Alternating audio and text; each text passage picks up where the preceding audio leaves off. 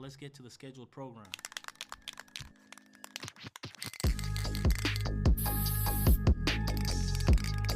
Welcome, hip hop fam. This is the Lost Element brought to you by Hippie, where we hear from the real defenders of the culture.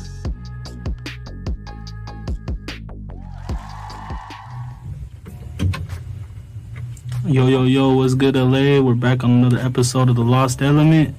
Today we got another real defender of the culture. You got bombs everywhere, yards, trains, freeways. Y'all probably seen them up, but without further ado, how we do it here on this show. What you write, my boy? What up, man? I write Ohwel. I'm from North Hollywood, California. Demented Tattoo. That's right, bro. So you touched on it a little bit. You said North Hollywood, California, but I always like to start it off, man. Just tell us a little bit where you grew up and how you got into graph. Yeah. So I'm from North Hollywood. I pretty much got into graffiti through skateboarding. Okay. Just like a lot of other people, just skateboard in the city, and we all have homeboys that just are just right everywhere. So just through seeing graph, it kind of just infects us in a way, just because we're infatuated with street culture. Yeah. No, that's what's up, man. So when you say that, I hear that a lot. It's through skateboarding. Yeah. From there, bro, you said you pick it up from skateboarding. Do you remember the first piece you hit up? Yeah. So, man, like I said, through skateboarding, I kind of started tag banging first, bro. Yeah. So I was introduced kind of to graffiti through gang culture in a way, because usually you see people and it's everybody gangbangs, so yeah. For me I was from a couple tag banging crews at first, but like I said, it was weird because it was through skateboarding. Which is maybe kind of unconventional to most people, but I kind of started off with the tag banging thing, and the first piece that I actually did, I just used a tag, I started off tagging and stuff, and then from there I think I was probably I started off when I was 12, so it was pretty young. I was in 6th grade or something like that when I started tagging.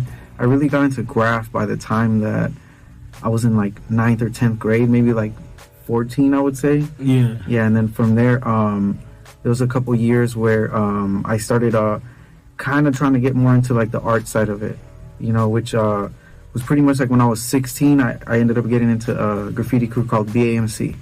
Okay. And I feel that's what kind of helped push me towards more of the art side of graffiti and not just the tagging on stuff. Yeah, most definitely, bro. After that first piece, man, how do you think it turned out?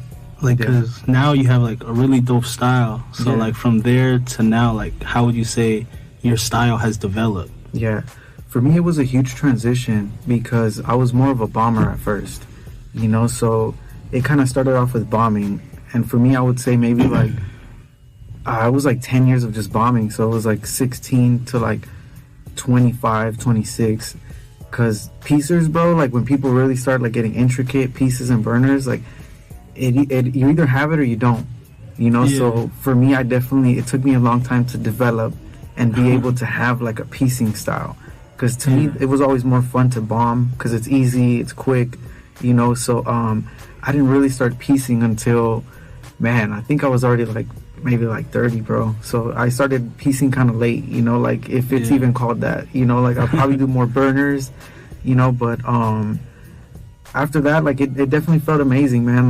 Once you develop your style and you can actually start bending your letters more and not just simple fonts, it opens your brain up to a different aspect of graffiti for sure. Man, that's what's up, bro. Yeah, I just want to give you credit because you got a dope style, and you said you started doing the piecing or burners later on. I also wanted to ask you, bro, how did you get the name Ohwel? Yeah. Oh man, so when I was in high school, I think I was 14. My homeboy I said I wrote this other name, and he was just yo man, you need a dope name, and he's I'm gonna start calling you this, and it was just pretty much kind of that. It was kind of given to me by one of my older homies. It was some dude I said, he was from ROE and UCLA. Okay. Yeah, definitely. So it was kind of given to me, most people, somebody just starts calling you, Okay, that's right. And then you just ran with it from there, man. That's what's up. you said like you started off as a bomber, and then now like you do like more pieces and stuff. But I want to ask you, like, what's your favorite thing to hit up on, bro? Like your favorite median in graffiti? Yeah, for me, it was always the freeways. The freeways were the best for me. I feel like the most people see the freeways. Like the inner cities was always a little tougher, which I would do too. But definitely for me, the freeways was my favorite. Like more recently, it's been trains. Just because of how when you're at a train yard, you're just like alone. It's just you by yourself, unless you go with your friend or something. But for me, in the recent years, like I would just pretty much paint alone. Pretty often. It was more of like I would say, like a way to meditate, like a way to get away from the world. Is kind of like how I use doing graffiti. I think most of us probably use it that way. Just as a getaway. So yeah, freeways for sure was my favorite. For sure, man. Is it like, do you choose freeways because like the rush, or is it because more people are gonna see it? Like, for your personal take. So for me, I just really liked it because once again, like I guess really thinking about it, just let's say like you're on a freeway and you're up high and you're just alone and you just kind of hear the cars. Hearing the cars kind of always reminded me of the ocean, which is weird. You know what I'm saying? It's just like. Yeah, no, I get that. I get that. So definitely that was one of my favorite. It just felt peaceful to me, like doing the freeways, for sure. So that's probably one of the main reasons why, it's real peaceful, as opposed to like when you're in the inner city and you're mobbing, like, man, you're getting chased, like which happens to all of us, like people screaming at you, throwing stuff at you. So yeah. No, most definitely the peacefulness of the cars. Next one I got, man, is why do you do graffiti? Damn. So for me, I started off, I'm not gonna lie, like my friends just around me, like everybody was doing it, you know what I'm saying? And for me, kind of just, I was always easily influenced, because a lot of us grow up troubled as hell, right? So for me, it was just kind of an influence and a way to fit in with the friends and people around me. But in more recent years, I would say like the last like 5 years, like I said, it's more of like a way for me to kind of get away from the world, and like it's more of a stress reliever now, and a way for me to just really express myself, because it really changed. At one point it was all about like the fame when I was younger and getting up, and your friends are like, I seen you up over here, I seen you up over there. So that kind of like propelled me, like pushed me forward, at first. But in more recent years, I don't even really hang out with too many writers, so I don't really get too much recognition, to be honest with you, like in my immediate circle. So it definitely turned into more of a stress reliever and just something that I do that's kind of like, it gives me that dopamine rush, and pretty much, dopamine rush, and just it helps a lot for sure. Yeah, most definitely, man. I feel that.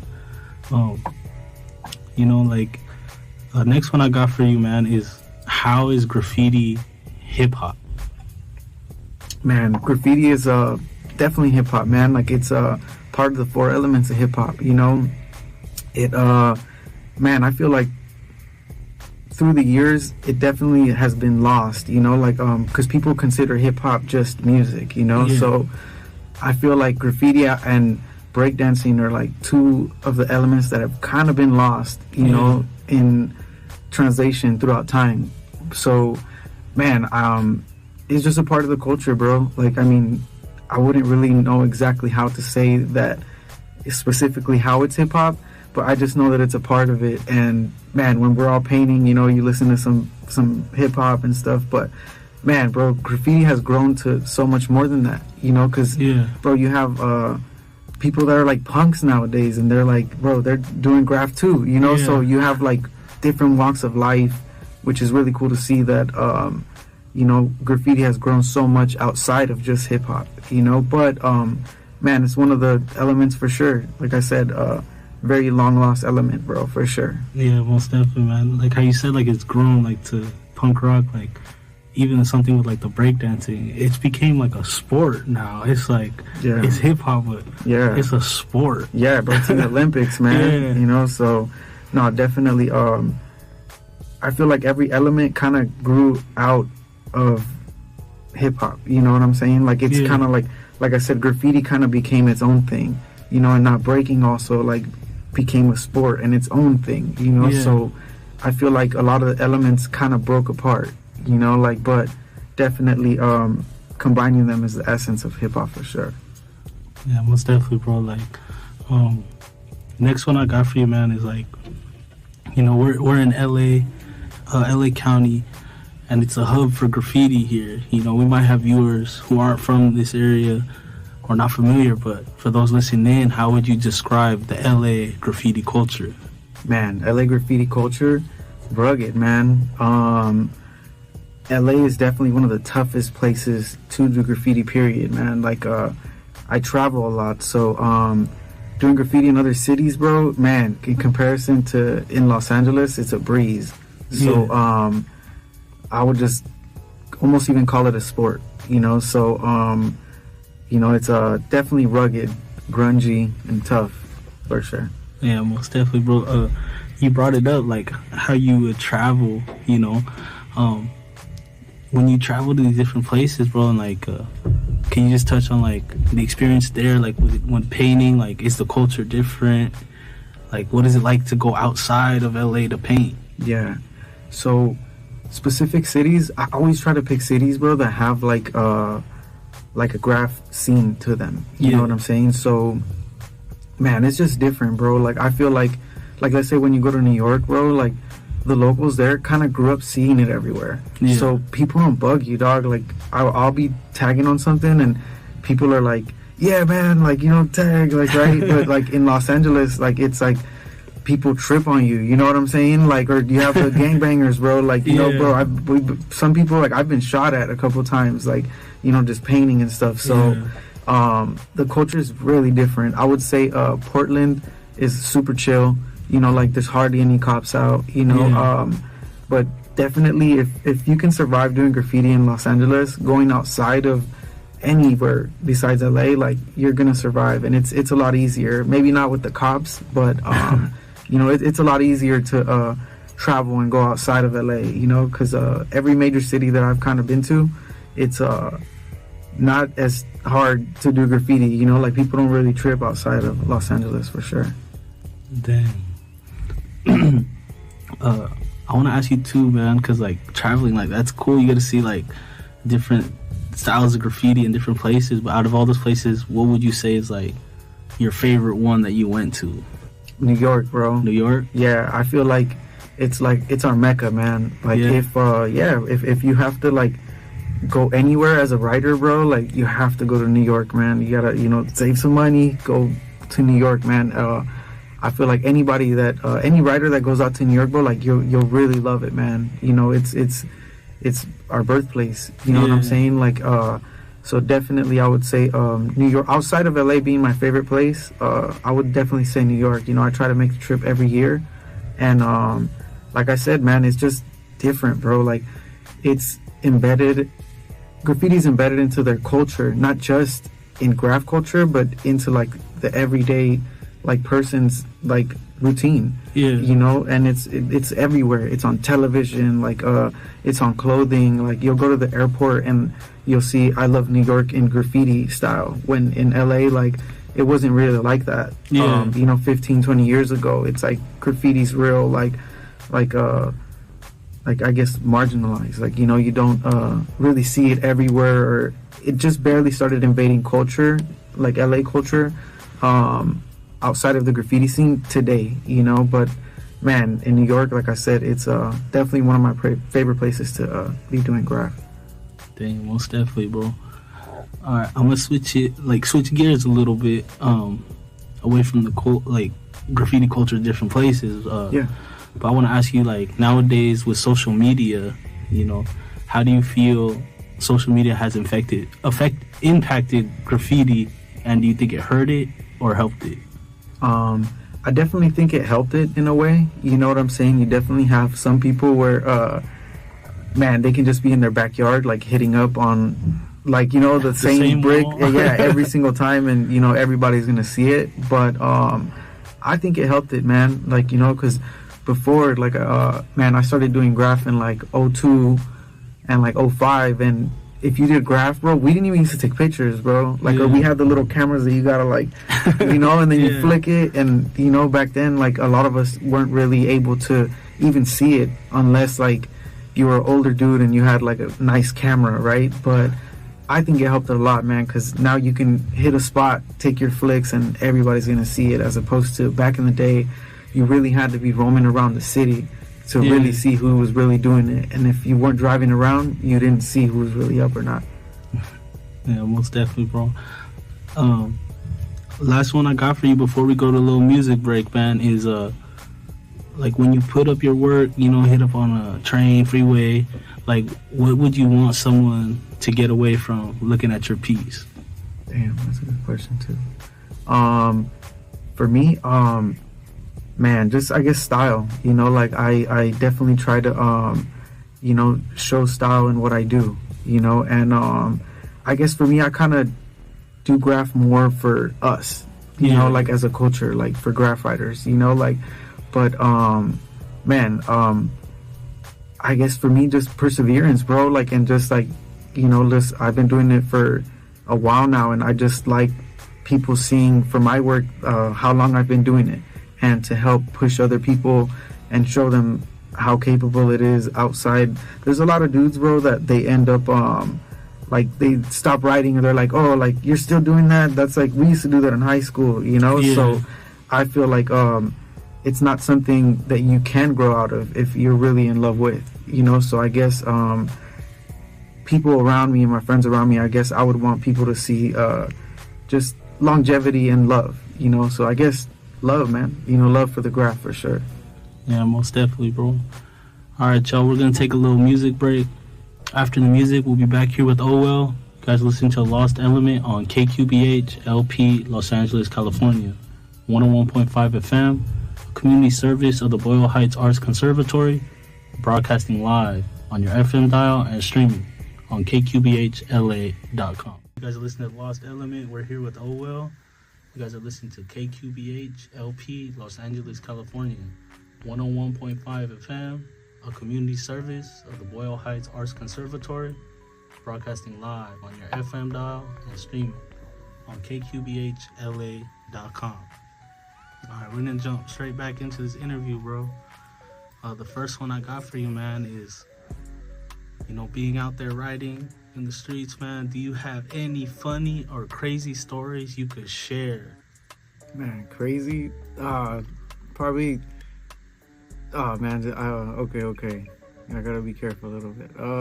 Probably just getting shot at, bro. I don't know if I could, you know? Yeah, they were just, I remember one time we were doing some grills on Pico, you know, some roll downs, and it was me, some dude Ezra, and my homie Gon, you know, bro, we were just hitting some grills, and then we hear one of them just open up, and we take off running. I just remember looking back, and my homeboy Ezra runs behind the car, and then we just hear boom, boom, boom, you know, like, and we just kept running, and then I look back, and my homeboy's kind of like behind the car, and I'm like, why did he just like keep running, you know? So, man, craziest, definitely, you know, being shot at, you know, LA is, you know, I'm sure most people have those stories if they've been out and about.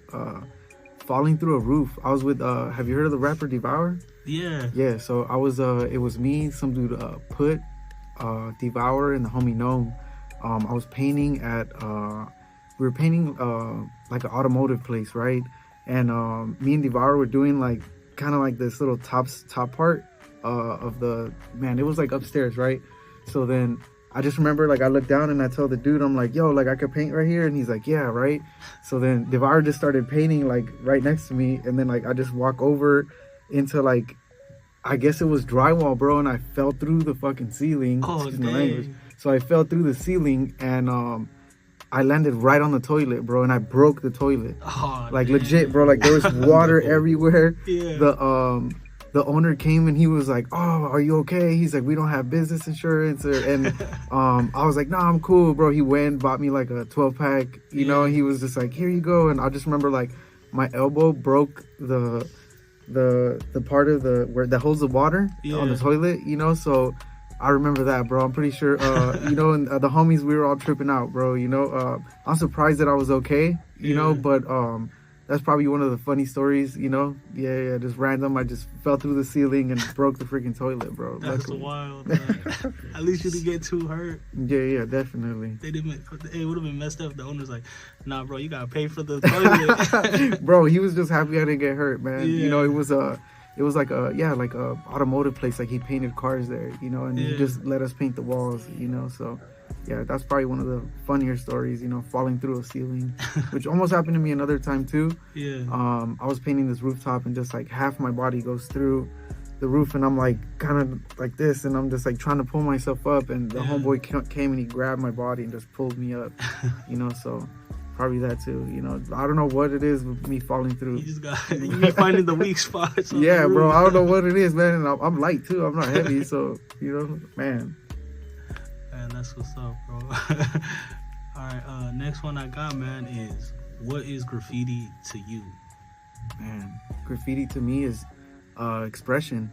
You know, it's a form of expression. It's a way for me to release everything that I'm going through. You know, so that's pretty much what it kind of means to me. You know, for me, it's definitely hard to sum up, like, let's say in just one word, exactly what graffiti means to me. But it's a tool that I use to kind of escape everyday problems, you know, and just what we all go through on a daily basis. You know, it's kind of my escape. So that's what I would probably consider it for sure. Yeah, most definitely, man. All right, next one, man, is, you know, graffiti, you know, it's getting bigger. It'll keep on growing. And like, you see graffiti in ads, video games, you know. I want to ask you, like, how do you feel about the commercialization of graph? And does that affect your approach at all? Yeah. For me, bro, I guess I kind of like it, bro, just because I feel like it's dope, man. You know, it gets people paid. You know what I'm saying? And I'm all about making money whichever way possible. You know, I've always been a hustler, so I definitely feel like it's dope, man. It's dope to see, like, you know, writers winning. You know, like, unless it's obviously like somebody that don't write and they're invading the culture. I feel like that way I kind of don't like it. But usually some of these companies like try to reach out to people, and unless it's like Forever 21, you know, they just be stealing people's stuff. So when it comes to that, like, I definitely don't like it. But if, like, let's say like Tony Hawk's and Pro Skater, like, you know, they're working with writers, or even like Grand Theft Auto, you know, like, I feel like that's dope, man. You know, props to whoever's out there working with, you know, Grand Theft Auto and all of these companies that are a part of the commercialization of graffiti. Yeah, most definitely, man. Next one I got for you, bro, is there a difference between street art and graffiti? There's a huge difference, you know, for sure. Man, I'm a bit older, so like I kind of, like, I guess, grew up not liking street art as much. But I've definitely grown to respect it. You know, the more that I've grown as an artist and not just a vandal. You know, so I feel like the lines are definitely blurred, you know, because it's almost the same thing, but you still have some old school hardcore dudes that you know, don't consider it, you know, really graph, you know, like the whole Banksy like movement and stuff. But I still think it's dope, you know. It's for me, I would consider it kind of like its own lane for sure. When it comes to street art, you know, it's kind of its own lane, you know. But some graph writers kind of, you know, dabble in it, so it's definitely, you know, its own lane. Most definitely, man. And something you brought up, like you said, you grew more as an artist and this is a vandal. So I want to ask you, is graffiti art or is it vandalism? Once again, it falls, for me, the lines are blurred, you know, because if you're doing canvases and stuff, it'll fall under that you know, where it's art, but Yeah. you can definitely have art and like vandalize with your art. You know what I'm saying? Yeah. So once again, like for me, I feel like the lines are kind of blurred sometimes. But man, I always kind of, once again, I grew up as more of a vandal. You know, the first probably 10 years of me doing graph, if you weren't vandalizing, I wouldn't consider it graffiti. Yeah. But I guess I still kind of feel that way, man. Like, you know, if you're Yeah. if you're doing art galleries and stuff like that, like I wouldn't consider that graffiti. Like you're doing graffiti on canvases to put in an art gallery, but for me, like graffiti definitely has to involve some sort of vandalism. You know, if it like Yeah. as a pure as a pure essence of graffiti, like vandalism, it has to go hand in hand. Yeah, most definitely, man. Next one I got for you, bro, is, coming from the graffiti world, how did you shift into turning your art into something that you could pay the bills with? Like, was it a smooth transition, or like was it more of a hustle? It's definitely a hustle, man. You know, I feel like, so I transitioned from graffiti to tattooing. You know, which is man, one of the best ways I feel like for graffiti writers to kind of transition into tattooing, bro. And I would try to encourage more people.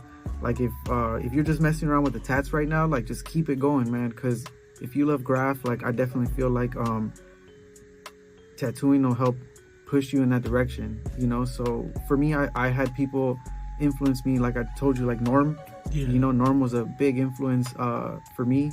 Mhm. And I would always just see dude traveling and doing graffiti and tattooing at the same time, you know, through conventions, you know. So if you want to have longevity in graffiti, like that's definitely like a really good way to push forward and do tattoo conventions and actually like get up out of your own city and get to go somewhere new, you know. Definitely. Yeah, most definitely, bro. For those out there that don't know, like when it comes to hip hop, then you said the elements, but you're also MC rapper, bro. So I want to touch a little bit on the music. Is what got you into rapping, and what made you say, like, you know what, I'm gonna start making music? Yeah. So it's, for me, it started, I mean, at first I was influenced just by listening to hip hop, right? So from there, when I was tattooing, shout out to my homeboy JB the barber. He linked me up with Soldier Boy, and I ended up living with him for like a couple years, and he taught me how to make beats. So from there, I just started making beats, and then throughout the years, I would just, bro, we were in the music studio literally every single day. So it kind of just became like a second nature, you know, just writing. I was always kind of a poet, so I would write little like rhymes in my phone and stuff. So definitely the biggest influence for me was Soulja Boy and Sean Kingston. I remember me and Sean Kingston were freestyling once in Soulja Boy's living room, and he was like, "Yo, Johnny, man, you're pretty dope. Like, you gotta like make a little mixtape, you know?" And I was like, "What?" Like, you know, it was, I appreciated it. So definitely Sean Kingston kind of like I guess he just helped push me, and he was like, "Yo, you gotta do this, man." So you know, yeah, definitely Soulja Boy and Sean Kingston definitely pushed me forward for that. Man, that's what's up, bro. So you said you started making the beats and then rapping on them. I want to ask you, like, when you're in the studio and you're like writing to a beat, like, do you go in there with the concept, or do you just let you flow with the beat? Like, what's your creative process making music? Yeah. So for me, I use Logic, bro. I used to use Fruity Loops, which is the program that I first learned. But man, for me, the process of me making a beat, I would say I kind of love to sample. You know, so like I'll kind of go in and listen to some samples, and then just kind of build around it from there. You know, unless like sometimes I try to start with the bass and the 808s. You know, but other than that, like yeah, man, like I love sampling stuff.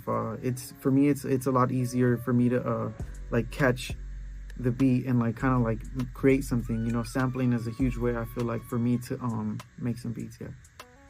Okay, that's right, bro. One thing I want to ask you, man, is like, you know, I listened to your tracks. You got some dope music.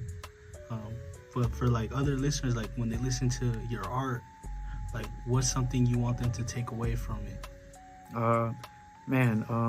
For me, bro, like, so I use music as a form of, once again, healing, like, on some of my music, I just, we all, growing up and like just living life, we all go through pain on a daily basis. So for me, I just feel like I express myself in that form, and I just, it's kind of, once again, like, for me, most of like my hobbies and the things that I do outside of tattooing is a way for me to express myself and really just heal, like, even if I just make music sometimes and I don't even put it out, like, it's just a way for me to just kind of let something out, even though like I don't put it out, or someday I might put it out, and I just feel like it's definitely a way for me to heal from everything that I've been through. Sometimes you have to release, like, and that's definitely a really good way for me to release like things that I've been through and stuff like that.